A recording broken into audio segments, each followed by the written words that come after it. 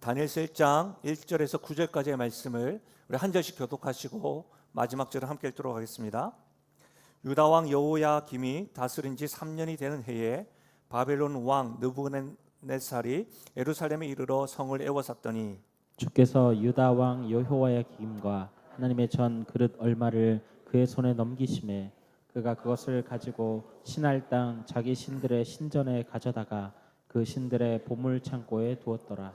왕이 환관장 아스부나스에게 말하여 이스라엘 자손 중에서 왕족과 귀족 몇 사람 곧 흠이 없고 용모가 아름다우며 모든 지혜를 통찰하며 지식에 통달하며 학문에 익숙하여 왕궁에 설만한 소년을 데려오게 하였고 그들에게 갈대아 사람의 학문과 언어를 가르치게 하였고 또 왕이 지정하여 그들에게 왕의 음식과 그가 마시는 포도주에서 날마다 쓸 것을 주어 3년을 기르게 하였으니 그 후에 그들은 왕 앞에 서게 될 것이더라.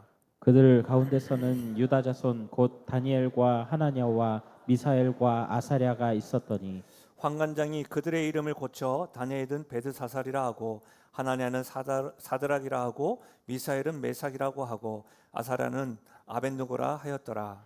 다니엘은 뜻을 정하여 왕의 음식과 그가 마시는 포도주로 자기로 괴롭히지 아니하리라 하고 자기를 더럽히지 아니하도록 환관장에게 구하니 함께요. 하나님이 다니엘로 하여금 환관장에게 은혜와 긍휼을 얻게 하신지라. 아멘. 전 본문의 말씀을 가지고 크게 은총을 입은 자가 드리는 기도, 크게 은총을 입은 자가 드리는 기도란 제목으로 말씀을 나누겠습니다. 2024년도가 시작되었습니다. 해가 바뀐 줄 모르고 있는 분들도 계시겠지만 벌써 7일이 되었습니다. 올 한 해에도 다른 그 어떤 것보다 하나님의 은혜와 진리가 여러분의 가정과 여러분의 삶과 기도 제목 가운데 풍성하시기를 주님의 이름으로 축복합니다. 2023년도를 마무리하면서 성구영신 예배 또 1월 1일이 되면서 하나님께서 저를 통해서 이 강단을 통해서 우리 신앙 공동체가 2024년도에 붙잡고 가야 될 말씀을 다니엘 9장을 통하여 너는 크게 은총을 입은 자라라고 하는 말씀을 나누었습니다. 그래서 다른 그 어떤 것보다 같은 신앙 공동체라고 한다면 여러분 송구영신 예배와 1월 달에 선포되어지는 말씀을 이렇게 많이 되새기는 것이 참 유익할 것으로 생각되어집니다. 그래서 송구영신 예배의 말씀을 잠깐만 요약을 하자면 이렇습니다. 하나님께서 가브리엘 천사를 통하여 다니엘에게 너는 크게 은총을 입은 자라고 하는 말씀과 음성을 들려주셨습니다. 그런데 그 말씀을 들었던 때가 언제냐면 다니엘 개인적으로 나이가 82세가 되던 해였습니다. 그리고 다니엘이 살고 있던 그 나라는 바벨론에게 66년 동안 포로 생활을 하고 있던 때였습니다. 그때에 다니엘이 82세가 되었음에도 불구하고 예레미야 말씀, 하나의 말씀을 읽는 가운데 하나님 약속해 주셨구나. 바벨론 70년 포로 생활 이후에 하나님이 회복시켜 주시는 거구나라는 것을 깨달았습니다. 그리고 기도할 즈음에 그 말씀을 붙잡고 기도할 즈음에 하나님께서 가브리엘을 통하여 너는 크게 은총을 입은 자라라고 하는 말씀을 해주셨던 것이죠. 그래서 우리가 실제로 다니엘이 경험했던 그 시대는 뭐예요? 4년만 지나면 자유가 있는데 그 바벨론이 메대와 파사에게 공략을 당해서 이제 또다시 통치자가 바뀌는 겁니다. 그러니까 미래가 확실하지 않는 것이죠. 그런 현실 가운데 하나님이 너는 크게 은총을 입은 자라. 우리가 맞이할 2024년도도 어쩌면 우리가 전혀 예상하지 못할 상황들이 있겠지만 불변한 진리는 뭐냐? 우리는 하나님의 크게 은총을 입은 자라고 하는 이 말씀을 꼭 붙잡고 나아가십시다라고 말씀을 드렸었습니다. 사실은 다니엘과 같이 우리들에게도 들려주십니다.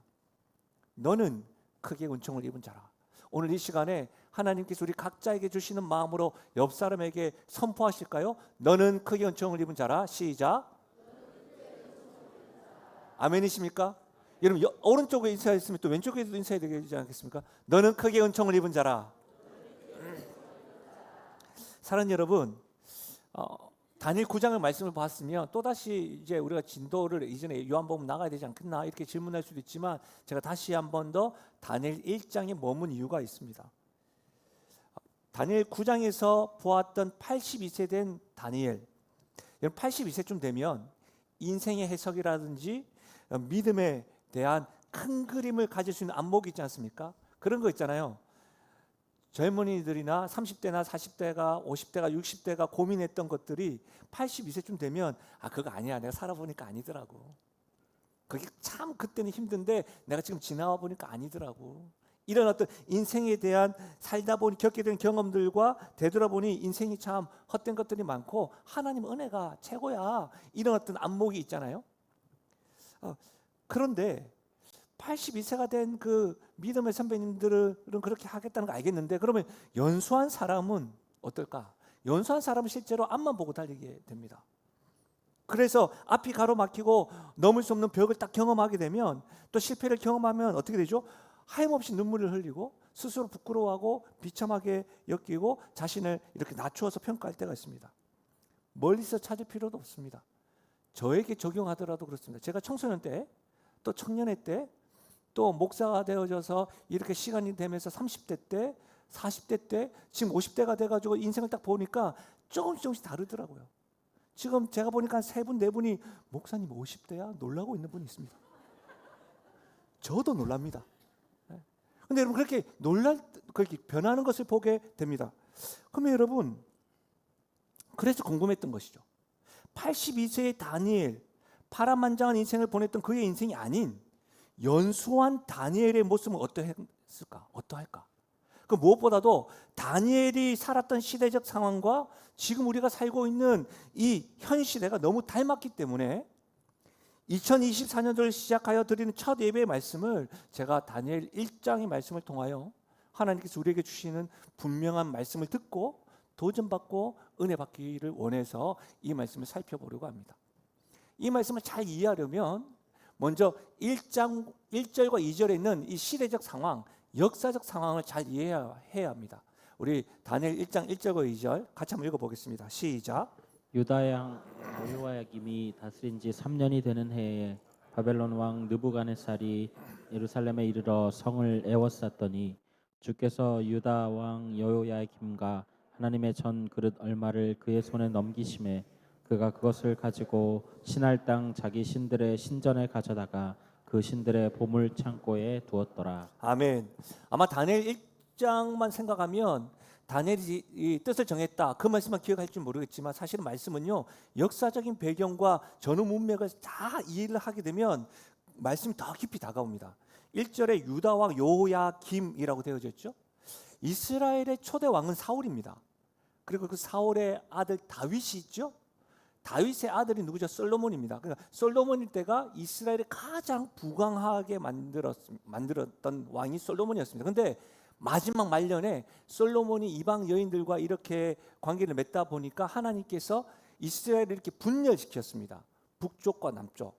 이스라엘이라고 불려지는 것이 북왕국, 유다라고 불려지는 것이 남왕국, 이렇게 분리되어졌습니다. 북왕국 이스라엘은 이미 아수르로부터 멸망했습니다. 잘 생각해 보십시오. 우리가 요나서 말씀을 들었을 때 요나는 북왕국 이스라엘의 선지자였기 때문에 하나님께서 아수르의 수도 니느웨로 가라는 것을 너무 싫었던 거죠. 원수니까. 남왕국 유다는 지금 멸망의 위기를 맞이하고 있습니다. 말씀해 보니까 유다 왕 여호야김, 남왕국 이야기입니다. 이 여호야김의 이 아버지는 누구냐면 요시야 왕입니다. 요시야 왕은 이스라엘 남왕국 가운데 가장 신실하고 하나님을 경외했던 왕입니다. 어렸을 때부터 말씀을 읽고 그 말씀으로 왕으로 통치할 때 개혁을 일으켰던 왕. 그랬던 이 요시야 왕이 애굽과의 전쟁을 통해서 전사하게 됩니다. 그러니 여러분, 이 왕이 죽으니까 남왕국이 패한 것이죠. 애굽 왕이 남왕국의 왕을 여호아하스를 올려 세웁니다. 둘째 아들이거든요. 첫째도 아니고. 그런데 이 여호아하스가 3개월 만에 패위하게 됩니다. 그 첫째 왕을 세우는데 그 첫째 왕 이름이 여호야김입니다. 하나님께서는 이때에도 남왕국의 선지자인 예레미야를 통하여 이스라엘을 다스리고 있었습니다. 하나님께서는 예레미야를 통하여 여호야김에게 말씀하셨습니다. 바벨론과 유화 정책, 외교를 통해서 나라를 다스려라. 그런데 이 여호야김은 자기를 왕으로 세운 것이 하나님이 아니라 애굽 왕이다. 그래서 애굽에게 충성하고 애굽에게 조공을 바치기 위해서 어떻게 해요? 백성들의 고열을 짜내는 정책을 펼치고 있습니다. 3년 동안 그런 일을 했는데 3년 만에 지금 바벨론이 지금 둘러싸고 있는 상황인 거예요. 그리고 오늘 2절 말씀에 보면 바벨론 왕 느부갓네살이 하나님의 전에 있는 것을 가지고 자기의 신전 앞에 두죠. 이게 무슨 말이냐면 고대 전쟁의 승패는 도시국가가 섬기던 신들의 승패라고 생각했습니다. 그러니 느부갓네살은 하나님의 전에 있던 그릇들을 자기 신들의 신전에 두었던 겁니다. 왜요? 하나님을 우리 신이 이겼다, 이런 증표인 것이죠. 다니엘이 살았던 시대는 지금 애굽에게 압박당하고 있고 악한 왕이 고해를 짜내는 그런 나라에 지금 살고 있을 뿐만 아니라 지금 바벨론에게 또다시 포로가 되었습니다. 나라만 혼란스러웠던 것이 아니에요. 혼란스러운 나라에 살았던 다니엘의 삶조차도 내일을 장담할 수가 없습니다. 매일의 삶 가운데 숨도 제대로 쉴 수가 없어요. 겁이 나면 어떻게 눈이 커지면서 이게 깜빡깜빡거리고 있는 그런 상황인 것이죠.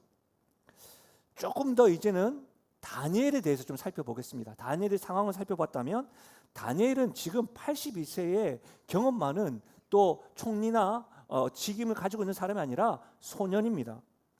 생각해 보십시오. 우리가 9장에서 살펴봤던 바벨론의 포로가 되었던 통치를 받았던 것이 66년 되었었는데 그때가 82세. 그러면 지금의 소년의 때는 대략적으로 생각을 해보면 18세 전후입니다. 그래서 많은 신학자들은 다니엘의 나이를 14에서 18세로 봅니다. 또 어떤 사람은 딱 지정합니다. 15세다. 어쨌든 여러분, 다니엘의 나이는 우리 교회 청소년부 SFC에 속한 나이입니다. 중3에서부터 고2까지 나이라고 알 수가 있는 것이죠. 그리고 오늘 여러분 3절 읽었는데요. 3절에 한번 보십시오. 왕이 환관장 아스부나스에게 말하여 이스라엘 자손 중에서 왕족과 귀족 몇 사람, 왕족과 귀족 몇 사람. 다니엘은 왕족과 귀족이었습니다. 맞죠? 그리고 어떻게 됩니까? 4절에 보십시오. 흠이 없고 용모가 아름다우며 모든 지혜를 통찰하며 지식에 통달하며 학문에 익숙하였다. 다니엘의 집안만 좋았을 뿐만 아니라 자기가 가지고 있는 소프트웨어도 좋았던 거예요. 흠이 없고 용모가 아름다우며 모든 지혜를 통찰하며 지식에 통달하며 학문에 익숙하였다. 제가 아는 여성분은 연예인 가운데 송중기 아십니까? 굉장히 저와 얼굴이 비슷합니다. 송중기, 죄송합니다. 좋습니다. 저도 인정합니다. 다릅니다. 저와 비슷한 분이 있습니다. 지창욱, 요즘에 웰컴 삼달리? 어쨌든 제가 아는 분은 이 송중기와 지창욱만 보면 그냥 좋답니다. 피곤할 때 그들의 얼굴만 보면 스트레스가 날아간답니다. 같이 그것을 보고 있으면 인정할 수밖에 없습니다. 저도 좋더라고요. 그런 거 있잖아요. 엄마 친구의 아들, 엄친아, 완전 소중한 남자, 완소남. 완전 다니엘이 그렇다는 거죠. 왕족이요, 귀족이요, 지혜롭고 용모도 아름답고 지식도 있고. 우리로 어떻게 표현해야 될지 모르겠는데 다니엘이 그런 사람이었다는 거예요. 그런데 보십시오. 최고의 통치국가 바벨론에게 지금 포로된 신세이지만 실제로 다니엘은 그의 탁월함으로 선택받은 사람입니다. 그렇죠? 그는 바벨론에게 인정받고 미래가 보장되는 조건으로 지금 선발된 겁니다. 다른 백성들과 다릅니다. 그러니까 의시될 수 있는 상황인 것이죠. 여러분, 요즘 부모님들이 아이들에게 이렇게 공부를 강요하고 학원으로 이렇게 몰 때 그 표현을 학원을 돌린다라고 하는 표현을 쓰던데요. 그 이유가 뭘까요? 좀 더 안정된 직장과 그 삶, 경제력을 위해 공부를 해야 한다는 거 아니겠습니까? 우리나라에서 여러분 가장 사교육에 이게 학군열이 이렇게 뜨거운 데가 대치동인 건 아시죠? 그 다음에 목동인 거 아십니까? 우리가 살고 있는 동네가 그래요, 저쪽에. 근데 여러분 학원이 굉장히 많죠? 그 학원을 제가 몇 번 알아봤었는데 선발 테스트가 있어요. 심지어 여러분 중3이 고3이 하는 수능 영어를 완벽하게 마무리하는 것이 중3 때입니다. 수준이 좀 미달이 되는 아이들은 아예 선발도 하지 않습니다. 내가 돈을 가지고 공부하고 싶다고 해도 들어갈 수도 없습니다. 학원비가 굉장히 고가입니다. 그런 학원에 다니는 아이들요, 어깨에 힘이 장난이 아닙니다. 벌써 미래가 보장된 듯한 얼마나 의지되는지 모릅니다. 근데 여러분, 다니엘 한번 보십시오. 다니엘이 가지고 있는 하드웨어는 신분뿐만 아니라 흠이 없고 용모가 아름답고 모든 지혜를 통찰하며 지식에 통달하고 학문에 이수까지 합니다. 거기에다가 3년 동안 갈대아 사람의 학문과 언어를 배웁니다.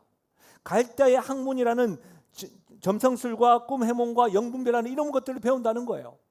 우리로 이야기하자면 이스라엘 땅에서도 남유다 땅에서도 완벽했던 아이였고 탁월했던 사람이었습니다. 그런데 3년 동안 뭐예요? 유학을 온 거예요. 그렇게 교육을 받고 있는 겁니다.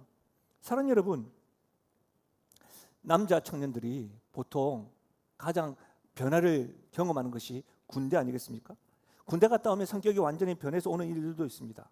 꼭 군대가 아니더라도 심지어 가정과 부모님을 떠나서 외국에 어학연수 한 6개월 한다든지 1년을 한다든지 자취생활을 좀 하고 오면 또 완전히 달라지는 모습을 보게 됩니다. 좋은 모습도 있지만 부정적인 모습으로 돌변해서 오는 이들도 있습니다. 심지어 여러분, 우리의 자녀들도 그렇지 않습니까? 초등학생까지는 이렇게 신앙생활 잘하고 또 중학교 때까지는 교회에서 임원들도 다 하고 했는데 청년이 되면서 신앙을 멀리 떠나고 하나님을 부정하는 아이들도 있습니다. 그렇지 않습니까? 학년이 올라가면서 말이죠. 그들의 또래 문화를 경험하면서 말이죠. 근데 이것이 아이들만의 문제일까요? 그렇지 않습니다. 여러분, 일주일의 삶의 대부분 세상 속에서 살다가 그리스도인으로 살기가 얼마나 힘드십니까? 힘든 이유는 뻔하지요. 모든 세상의 시스템이 하나님의 공의와 사랑에 의해서 움직이기보다 사람의 욕망과 정욕에 의해서 죄에 의해서 움직이다 보니, 또한 여러분, 내 주변에 있는 사람들이 진짜 성도보다는 세상과 하나님에게 양다리 걸치면서 살아가는 성도들 여러분 가득하고, 대부분 하나님의 말씀과 전혀 대치되는 문화와 사람들 속에서 함께 어울리면서 살다 보니 우리 역시도 믿음을 지키기가 쉽지 않은 것 아니겠습니까? 그런데 지금 다니엘이 3년 동안 갈대아 사람의 학문과 언어를 배운 것이 지금 이와 같다는 겁니다. 우리와 다를 바가 없다는 겁니다. 칭찬은 고래를 춤추게 한다라고 하는 책이 있죠. 고래에게 칭찬을 했더니 춤춘다는 겁니다. 그런 실험을 해봤더니 그 실험의 이론에 근거해서 사람에게 칭찬했더니 사람에게도 변화가 되더라, 이런 말이죠. 그런 적용을 하자면 느부갓네살 왕이 지금 칭찬하는 겁니다. 3년 동안 왕의 음식과 포도주를 먹도록 하였습니다.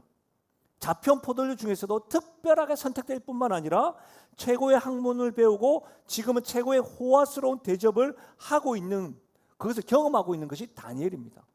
이뿐 아닙니다. 여기서 그치지 않고 느부갓네살 왕은 소년들 이름을 바꾸고 있습니다. 여러분, 제가 이름을 설명하기 전에 한번 퀴즈 한번 내볼까요? 다니엘과 그 친구 3명 이름 한번 말씀해 보시죠. 사드락과 메삭과 아벳느고.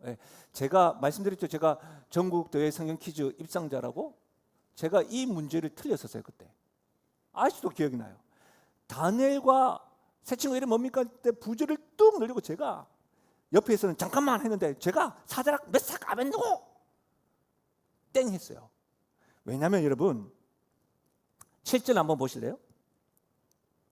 환관장이 그들의 이름을 고쳐 다니엘은 베드사살이라고 하고 하나냐는 사드락이라고 하고 미사엘은 메삭이라고 하고 아사랴는 아벳느고라 하더라. 사드락 메삭 아벳느고가 다니엘 세 친구 맞지만 다니엘도 이스라엘의 이름이고 사드락 메삭 아벳느고는 바벨론식 이름이라는 것이죠.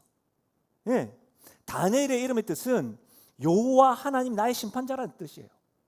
근데 다니엘의 이름을 베드사살이로 바꿨죠. 바벨론 신인 벨이 나의 삶을 지킨다, 이런 뜻이에요. 하나냐는 하나님은 은혜로우시다. 미사엘은 누가 하나님이신가?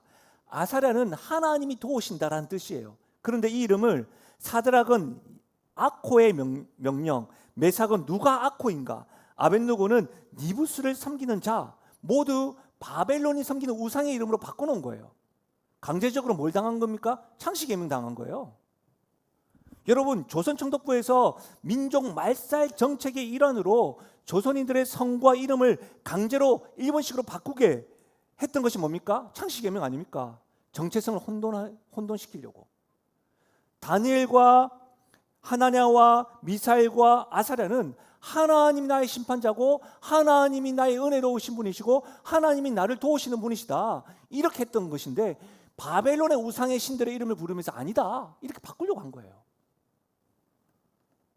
사랑하는 여러분, 이 모든 것이 지금 다니엘이 경험하고 있는 상황이라는 거예요. 그런데 이 상황을 이해했죠? 그런 다니엘이 8절 다시 한번 읽어볼까요? 8절. 이제 이 말씀을 읽으면 좀 달라 보일 겁니다. 8절 읽겠습니다. 시작. 다니엘은 뜻을 정하여 왕의 음식과 그가 마시는 포도주로 자기를 더럽히지 아니하리라 하고 자기를 더럽히지 아니하도록 환관장에게 구하니. 아멘. 놀라운 거 아닙니까? 다니엘이 경험하고 있는 상황, 시대적 상황, 역사적 상황, 다니엘 자신이 경험하고 있는 이런 상황 가운데서도 그가 세상에서 뜻을 정하고 있는 모습이라는 거예요. 심지어 다니엘은 지금 여러분 82세가 아닙니다. 청소년이에요. 소년이에요. 소년들은 우리가 대체로 세상과 문화의 영향 속에서 어떻게 해서 이 소년들이 이겨낼 수 있었을까요? 하나님보다 세상 문화가 강조가 되고 하나님의 법보다는 세상의 법과 세상의 방법이 더 강조되는데 어떻게 유혹과 위협 속에서 이길 수 있을까요? 주변에는 믿음보다는 돈이 최고고 안정적인 삶이 장땡이라고 말하면서 이를 위해서는 가진 방법을 다 동원하는 그런 그룹 속에서 어떻게 그는 정직하게 계속 유지하면서 살아갈 수 있을까요? 교회가 어떻게 세속화를 이겨낼 수 있을까요? 성도된 우리가 어떻게 계속해서 하나님의 법의 기준을 가지고 든든하게 세상에서 세워져 나갈 수 있을까요? 사랑하는 여러분, 세상에서 믿음으로 산다는 것이 얼마나 힘든 일인지 우리 다 알잖아요. 신앙을 지키며 살아간다는 것이 얼마나 어려운지도 우리 잘 알잖아요. 해가 바뀌었습니다. 2024년도가 되었습니다. 다 쉽게 되면 좋지만 아니라는 것도 우리 알잖아요. 도대체 어떻게 해야 합니까? 2024년도에 너는 크게 은총을 입은 자라고 하는 말씀은 들었는데 어떻게 해야 됩니까? 이 질문이 오늘 다니엘을 통해서 나누고 싶은 주제인 거예요. 사랑하는 여러분, 다니엘은 현실과 삶이 어떠하든지 하나님께서 말씀하셨습니다. 너는 크게 은총을 입은 자라. 이 음성은 주 안에 있는 성도 우리들에게도 마찬가지예요. 성도는 크게 은총을 입은 자입니다. 그렇다면 우리는 다니엘의 삶을 통하여 그가 뜻을 정하며 결단하며 살아가는 모습을 통하여 우리는 그 모습을 보면서 2024년도에 기도 제목을 발견할 수 있는 거예요. 크게 두 가지인데 오늘은 한 가지만 살펴보겠습니다. 좀 더 깊이 나누고 싶어서 다음번에 또 한 가지 나누고, 여러분 뜻을 정한 다니엘을 통해서 배우는 기도 제목은 내 삶에 주님의 뜻을 분별하게 하소서예요. 한번 따라 하실까요? 내 삶에 주님의 뜻을 분별하게 하소서. 그렇습니다. 다니엘 보면서 2024년도에 우리의 입술로 우리의 삶 가운데 날마다 기도되어져야 되는 것은 하나님 내 삶에 주님의 뜻이 분별되게 하소서예요. 소년 다니엘은 그의 삶에 결단력이 있었습니다. 여러분 햄릿 증후군 들어보셨습니까? 트렌드 코리아 2015년에 우리나라 한국 사회가 점점 더 심각한 햄릿 증후군에 시달리고 있다라고 했는데요. 햄릿 증후군은 작은 것 하나 제대로 결정하지 못하는 이 결정 장애를 말한 겁니다. 그 햄릿이 죽느냐 사느냐 이것이 문제로다, 뭐 그런 결정을 유보했던 것에서 따온 말입니다. 요즘 젊은이들을 향해서, 젊은 세대들을 향해서 메이비 세대, 메이비 제너레이션이라고 이야기합니다. 메이비, 아마도 이건가 저건가. 결정 장애인 햄릿 증후군 메이비 세대, 여러분 왜 이렇게 결정하지 못하고 갈팡질팡하는 걸까요? 선택이 많아서 망설이는 경우도 있을 겁니다. 어쩌면 정말 무엇을 원하는 것인지 본인도 잘 모르기 때문에 선택을 망설이게 됩니다. 제가 보니까 몇 분들은 나도 결정장애가 있는 것 같은데 하시는 분들 있죠. 여러분, 선택에 분명한 기준이 있어야 선택할 수가 있습니다. 근데 여러분 보십시오. 다니엘서 8장을 다시 한 번 더 보십시오. 다니엘은 뜻을 정하여 왕의 음식과 그가 마시는 포도주로 자기를 더럽히지 아니하리라 하고 자기를 더럽히지 아니하도록 환관장에게 구하니. 다니엘은 왕의 음식과 그가 마시는 포도주가 자기를 더럽힌다라고 하는 분명한 기준이 있었어요. 다니엘은 소년입니다. 쉽게 영향을 받을 수 있는 나이이고 절대적인 기준과 가치가 형성되어지 않은 소년일진데 이게 어떻게 가능할까요? 뜻을 정하여 자기를 더럽히지 아니하리라. 우리의 다음 세대들이, 우리의 청년들이, 우리의 믿음의 성도들이 세상 물결 가운데에 자기를 더럽히지 않겠다라고 하는 분명한 기준, 그게 뭘까요? 여러분, 로마서 12장입니다. 함께 읽겠습니다. 로마서 12장 2절입니다. 함께 읽습니다. 시작. 너희는 이 세대를 본받지 말고 오직 마음을 새롭게 함으로 변화를 받아 하나님의 선하시고 기뻐하시고 온전하신 뜻이 무엇인지 분별하도록 하라. 아멘. 사랑하는 여러분, 다니엘은 3년간 바벨론에게 유학 가기 전부터 신명기 6장에서부터 말했던 이스라엘 백성들의 육아, 이스라엘 백성들 어머니를 통하여 아버지를 통하여서 말씀을 가르쳤던 그 말씀을 기억을 하고 갈대아 교육을 받았을 때도 그 말씀이 기준이 되어서 그것이 아니라는 것이라고 기준을 삼고 있는 거예요. 소년 다니엘의 결단력은 말씀을 기초로 한 결단력이라는 거예요. 다니엘에게는 말씀이 가득했다는 거예요. 그는 소년일 때부터 82세에 이르기까지 말씀을 가까이 하는 삶이었습니다. 그래서 그는 무엇이 옳은지 그른지를 인생의 경험과 세상의 철학이 아니라 말씀이 삶의 기준이 되었습니다. 그렇다면 여러분, 내 삶에 주님의 뜻을 분별하게 하소서, 이 기도는 이렇게 바꿀 수가 있습니다. 내 삶에 주님의 말씀이 가득하여 깨닫게 하소서. 아멘이십니까? 이렇게 기도했습니다. 하나님, 내가 많은 결정들을 해야 되는데 내 삶에 주님의 말씀이 가득하여서 주님의 뜻을 분별하게 해달라는 그런 기도가 되어야 하는 겁니다. 사랑하는 여러분, 우리 교회가 말씀을 중시하고 하루에 성경 한 장, 한 문장을 기록하고 묵상하는 운동, 여러분 보통 우리 성구영신 예배 때 여러분에게 카드를 드릴 때는 기도 제목을 이렇게 드렸었는데 제가 몇 해 동안 그 기도 제목 카드를 목양실에서 기도하고 있었는데 이번에는 뒤에 111 운동을 적어서 드렸잖아요. 그렇게 이유가 여기 있다는 거예요. 다음 세대들에게 어떻게 해서든지 말씀을 듣게 하고 읽게 하고 경험하게 하는 이유가 여기에 있습니다. 사랑하는 여러분, 말씀을 경험할 수 있는 일, 2024년도에는 다른 그 어떤 것보다 여기에 최우선으로 함께 할 수 있도록 힘쓰시길 바랍니다. 다니엘이 경험하고 있는 문화와 세상을 우리가 경험하고 있어요. 다음 세대들의 영향을 받고 있는 것에는 여러분 다른 게 있어요. 다니엘과 우리가 문화와 상황은 같은데 다니엘에게는 말씀이 있었고 우리와 다음 세대에게는 지금 말씀이 없는 거예요. 이게 다른 거예요. 우리의 삶에 주님의 뜻을 분별하려면 우리의 삶에 주님의 말씀으로 가득하게 되어야 될 줄로 믿습니다. 믿음의 선배 여러분, 말씀을 가까이 해 주십시오. 말씀을 읽고 듣고 배우고 말씀을 기준으로 삶을 살아내려고 힘써 주십시오. 문화에 대해서 잘 모르시고 세대에 대해서 이해를 못하시고 그 경험에 쌓여서 있을 때도 있지요. 괜찮으십니다. 그러나 말씀이 들리는 순간에 순복하는 모습으로 다음 세대에게 보여주십시오. 다음 세대들에게 다른 것 어떤 것보다 믿음의 유산, 말씀의 유산을 반드시 남겨주십시오. 이 자리에 다음 세대들도 있습니다. 어렸을 때부터 여러분의 나이만큼 말씀을 읽겠노라고 결단하십시오. 여러분의 생각과 마음에 말씀이 가득 찰 수 있기를 여러분 스스로 선언하십시오. 말씀을 배우는 시간을 영어와 수학을 공부하는 시간과 자기 개발하는 시간과 반비례되지 않도록 하십시오. 여러분 운동과 요가 시간을 보내는 것 참 중요합니다. 그럼 그 시간만큼 말씀을 접하는 시간도 정하시고 떼어 놓아 보십시오. 이 자리에는 다음 세대 교사들과 부모님들도 계십니다. 여러분이 이 시대의 다니엘을 섬기고 세우는 하나님의 동력자라는 사실을 명심하십시오. 그 자긍심으로 여러분, 영신교회의 다니엘이 아닙니다. 민족과 열방을 향한 하나님 나라의 다니엘을 가르치고 말씀으로 예배를 드리게 하는 부모요 교사가 될 수 있기를 바랍니다. 사랑하는 여러분, 저는 교회에 대한 꿈이 있습니다.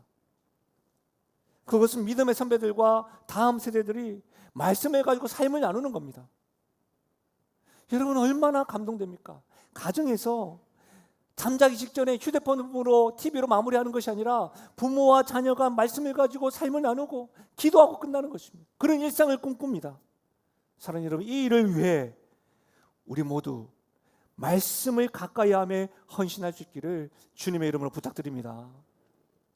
2023년도 연말 마지막쯤 됐을 때에 사건 사고들을 통해서 생을 마감하고 괴로워하는 이들을 보면서 참 안타까웠습니다.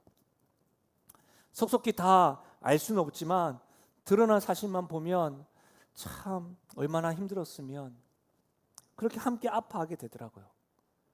해가 바뀌었음에도 불구하고 서울살이가, 인생살이가 녹록지 않아서 힘겨워하는 사람들이 주변에 왕왕 있습니다. 그거 아십니까? 성경에서도 세상에서 경험할 수 있는 최악의 고통과 밑바닥 인생을 걷고 있는 한 사람을 소개합니다. 그 사람의 이름은 욥입니다. 그는 동방에서 가장 으뜸이 되는 부자였습니다. 그러나 하루아침에 그의 재산을 잃습니다. 그에게는 아들 7명과 딸 3이 있었습니다. 그러나 하루아침에 잃습니다. 아내는 삶을 비관하며 그를 욕하며 떠납니다. 욥 자신도 병들었습니다. 친구 3명이 그를 위로한다고 왔지만 칼과 창으로 찌르는 듯한 비난과 비방으로 공격하였습니다. 욥의 삶 가운데는 희망이라고는 찾아볼 수가 없습니다. 혹 비교할 수는 없지만 정말 우리 삶에 예외이고 싶지만 각자가 경험하는 인생 가운데 주님의 뜻을 모를 때가 있습니다. 이럴 때 기도해야 합니다. 주님의 뜻, 내 삶에 주님의 뜻을 분별하게 해 주십시오. 너무 고통스러운 이때, 이 시간이 나에게 허락되어진 이유를 알게 해 주십시오. 이 시간을 통해서 내 삶에 이루실 하나님의 뜻을 깨닫게 하여 달라고 우리는 기도해야 합니다. 분명히 말씀드립니다. 바로 그럴 때 크신 은총을 입은 자라는 사실은 변함이 없지만 바로 그럴 때가 하나님께 기도해야 합니다. 욥도 하나님께 자신이 겪고 있는 고난에 대해서 기도하였습니다. 너무 괴로운 나머지 하나님에게 어떻게 기도했냐면, 하나님, 내 인생은 티끌과 재 같습니다. 좀 불만이 섞인 마음으로 하나님께 원망하면서 기도한 거예요. 그 기도가 욥기 30장에 있습니다. 하나님이 나를 진흙 가운데 던지셨고 나를 티끌과 재 같게 하셨구나. 그런 그에게 욥기 38장에서부터 41장에 하나님이 욥에게 말씀해 주십니다. 그리고 욥의 기도에 응답하십니다. 그리고 욥이 하나님께 고백하는 그 음성을 들어보십시오. 욥기 42장인데요. 들어보십시오. 욥이 여호와께 대답하여 이르되 주께서는 못하실 일이 없사오며 무슨 계획이든지 못 이루실 것이 없는 줄 아오니 무지한 말로 이치를 가리는 자가 누구니까? 나는 깨닫지도 못한 일을 말하였고 스스로 알 수도 없고 헤아리기도 어려운 일을 말하였나이다. 내가 말하겠사오니 주는 들으시고 내가 묻겠사오니 주여 내게 알게 하옵소서. 내가 주께 대하여 귀로 듣기만 하였사오나 이제는 눈으로 주를 배움나이다. 그러므로 내가 스스로 거두어 드리고 티끌과 재 가운데서 회개하나이다. 무슨 말이에요, 여러분?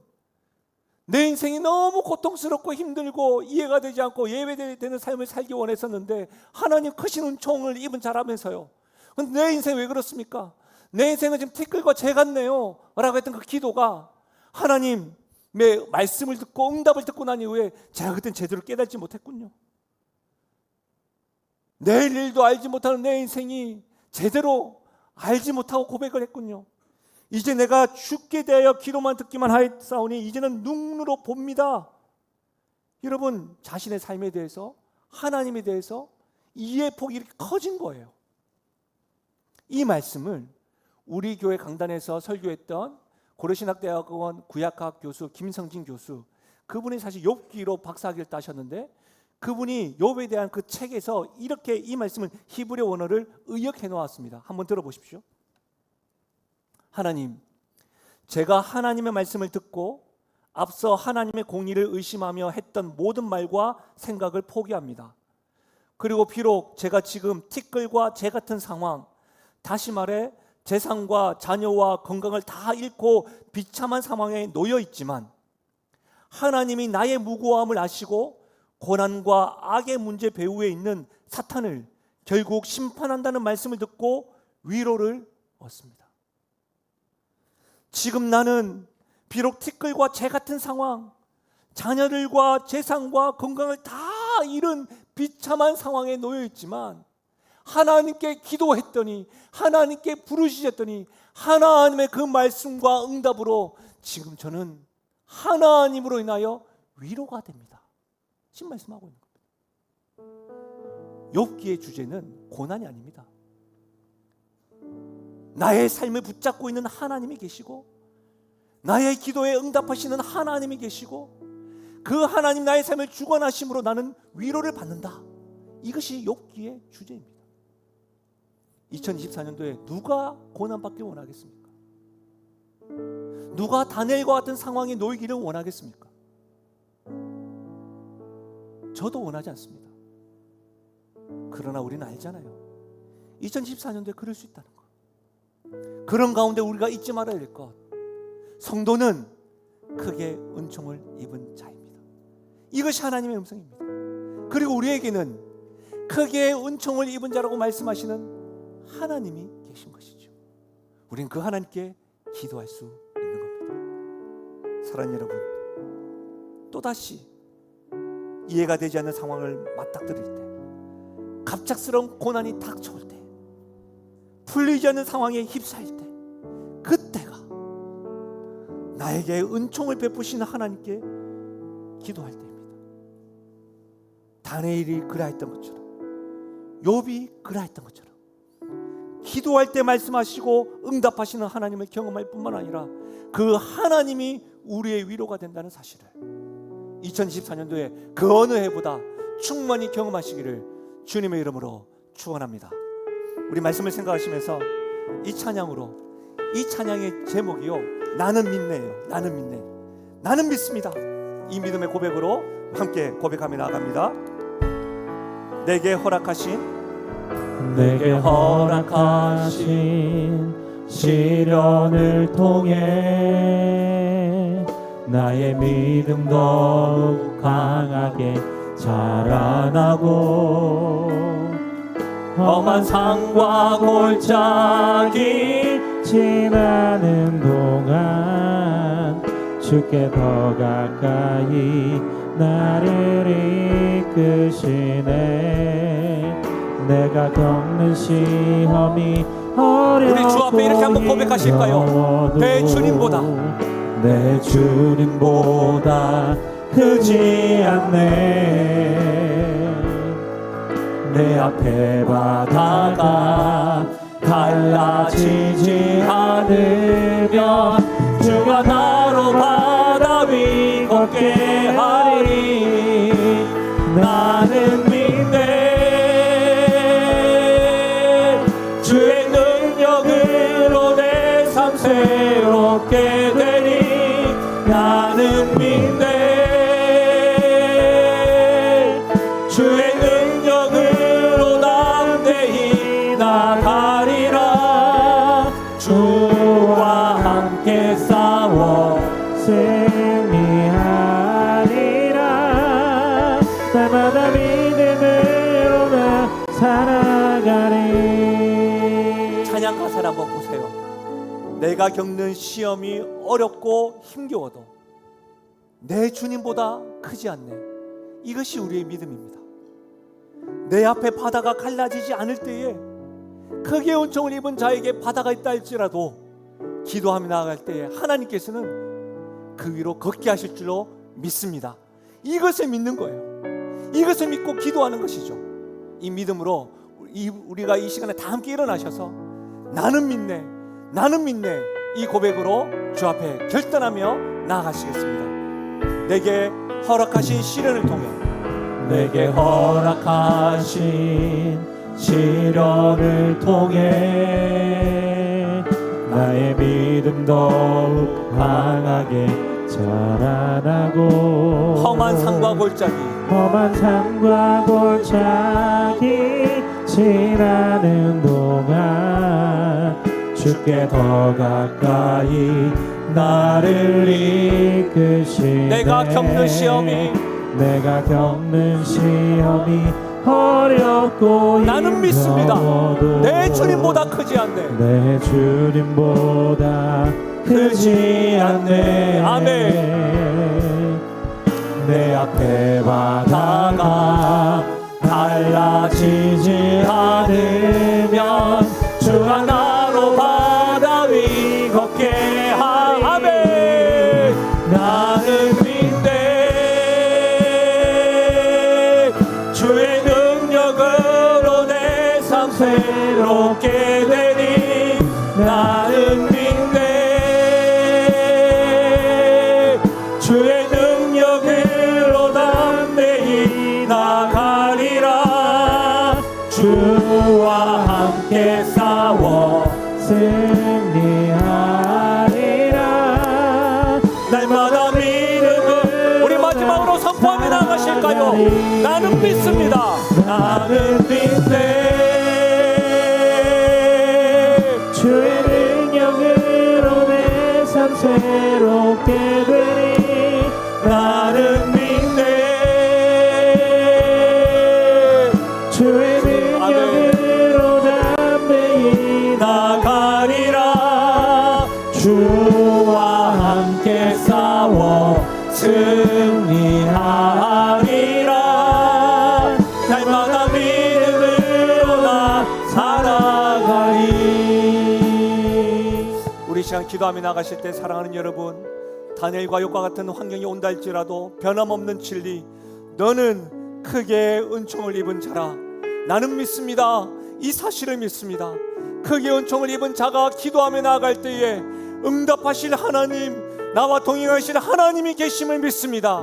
어떠한 상황과 환경과 형편이 내가 믿는 하나님, 나를 크게 은총 입은 자라고 불러주시는 하나님보다 크지 않음을 믿습니다. 이 믿음으로 이 말씀을 기억하면서 소리내어 함께 기도하며 나아가시겠습니다. 하나님 아버지, 참으로 감사합니다. 하나님 아버지, 오늘 이 시간 말씀 듣게 하시고 말씀으로 알게 하시고 함께하게 하신 하나님 참으로 감사함을 드립니다. 오 아버지 하나님, 오 아버지 하나님, 오늘 이 말씀이 우리의 삶 가운데 함께하여 주시고 이 말씀이 우리를 이 큰 은혜를 일어나게 하여 주시고 하나님 아버지, 내가 어떤 상황이 있다 할지라도 너무 크게 은총을 입은 자의 사실을 잊지 아니하고 주님께 나의 삶의 주의 분별력을 주님의 뜻이 일어나게 해달라고 분별하고 결단하며 나가는 일어나시도록 하나님이여 도와주시옵소서. 주는 우리의 삶을 주장하여 주시고 인도하여 주옵소서. 하나님 아버지, 새해를 허락하여 주셔서 감사함을 드립니다. 새해에 좋은 일, 선한 일들을 바라지만 원하지 않는 일들로 힘겨워할 때가, 또 이해되지 않는 상황, 갑작스러운 고난이 풀리지 않는 상황에 휩쓸 때가 있을 줄로 압니다. 원하지 않지만 그런 상황이다 할지라도 혹 지금 그 상황을 경험하고 있는 성도들이 있다 한다면 변함없는 진리, 너는 크게 은총을 입은 자라고 하는 사실, 크게 은총을 입은 자들이 기도하고 부르짖을 때에 함께 하시어 응답하신다는 사실, 그 하나님 우리에게 위로가 되신다는 사실, 그 사실을 알고 우리가 주님의 말씀으로 깨달아 내 삶의 주의 뜻이 이루어지기를, 분별하여서 이루어지기를 결단하며 나아가는 우리의 인생 되게 하여 주시옵소서. 2024년도에 이 은혜를 마음껏 누리게 하여 주시옵소서. 감사드리며 예수님의 이름으로 기도하옵나이다. 아멘. 오늘 이 자리에 함께 서 계신 분들 가운데에 2024년도에 봉사자들 있습니다. 감사합니다. 이후에도 각 곳곳에서 봉사해 주십시오. 또한 2024년도에 서리 집사로 또 봉사자로 내가 섬겨 보겠습니다. 완벽해서가 아닙니다. 다 그건 역시도 봉사입니다. 축복하고 축복합니다. 우리 모두가 다 이번 2024년도에는 하나님의 크게 은총을 입은 자임을 명심하십시오. 우리 옆에 분들에게 다시 한번 더 인사하겠습니다. 너는 크게 은총을 입은 자다. 아멘. 우리 함께 선포하겠습니다. 나는 하나님으로부터 부름받은 하나님의 자녀입니다. 우리는 세상으로 보냄받은 그리스도의 제자입니다. 아멘. 마치시고 이 자리에서 공동의회가 있습니다. 또 안부도 물어봐 주십시오. 하나님의 축복을 받겠습니다. 지금 우리 주 예수 그리스도의 은혜와 하나님 아버지의 무한하신 사랑과 성령 하나님의 위로 교통하심 충만하신 역사가 오늘 크게 은총을 입은 자라고 말씀하시는 하나님이 내 편인 줄 알고 내가 크게 은총을 받은 자로 힘겹고 어려운 상황에 기도할 수 있음을 기억하여 나에게는 하나님이 있고 내 소리를 들으시는 분이 계시기에 넉넉히 위로받으며 2024년도에도 믿음으로 살아가기로 작정하고 다짐하며 나아가는 사랑하는 주의 백성들 머리 위에와 그들의 가정과 생업과 기도 제목 위에 특별히 사랑하는 다음 세대 머리 위에 지금으로부터 영원토록 함께 하시기를 축원하옵나이다. 아멘.